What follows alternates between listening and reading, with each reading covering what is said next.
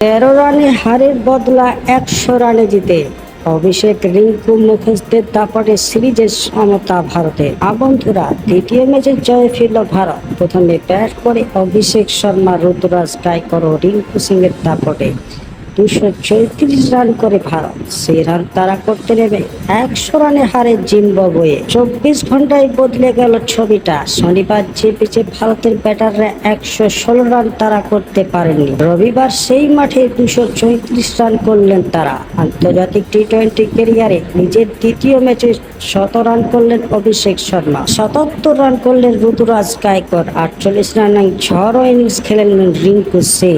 তারপর দেখালেন ভারতের বোলাররাও।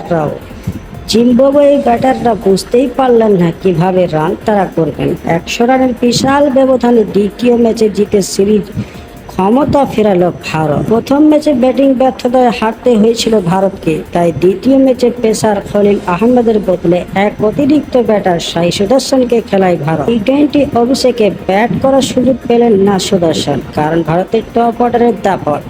অধিনায়ক শুভমান এই ম্যাচে রান পাননি। 2 রানের মাথায় ব্লেসিং মজবানির বলে আউট হন তিনি। শুভমান আউট হওয়ার পরে মনে হয়েছিল আগের দিনই হালো হবে না, তো সেটা হতে দিলেন না অভিষেক শর্মা ও ঋতুরাজ গায়কোয়াড়। দায়িত্ব ও আগ্রাসন মিলিয়ে কিভাবে খেলতে হয় দেখালেন। মনে হলো প্রথম ম্যাচে হারের লজ্জার শোধ দ্বিতীয় ম্যাচে ওসুল করতে নেমেছেন তারা। নিজের অভিষেক ম্যাচে শুরুতেই বড় শট মারতে গিয়ে আউট হয়েছিলেন অভিষেক শর্মা, তারপরেও নিজের খেলার ধরন বদলায়নি তিনি।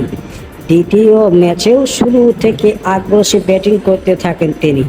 পাওয়ার প্লে কাজে লাগানোর চেষ্টা করেন অভিষেক। হাত খুললেও ঋতুরাজের ব্যাটে বলে ঠিক হতে লাগছিল না। বড় শট খেলতে না পারলেও উইকেট দিয়ে আসেননি তিনি। অভিষেকের সঙ্গে মিলে জুটি বাঁধেন। যত সময় করার তত হাত খোলেন অভিষেক। উইকেটের চারদিকে শট খেলেছিলেন তিনি। 33 বলে অর্ধশত রান করেন এই বাঁহাতি ব্যাটার। তারপরে প্রথম গিয়ার থেকে সরাসরি পঞ্চম গিয়ারে চলে গেলেন অভিষেক শর্মা। ড্যান মেয়াসের এক ওভারে নিলেন 28 রান। সেই শুরু মাত্র 13 বলে 50 থেকে 100 রানে পৌঁছে গেলেন অভিষেক।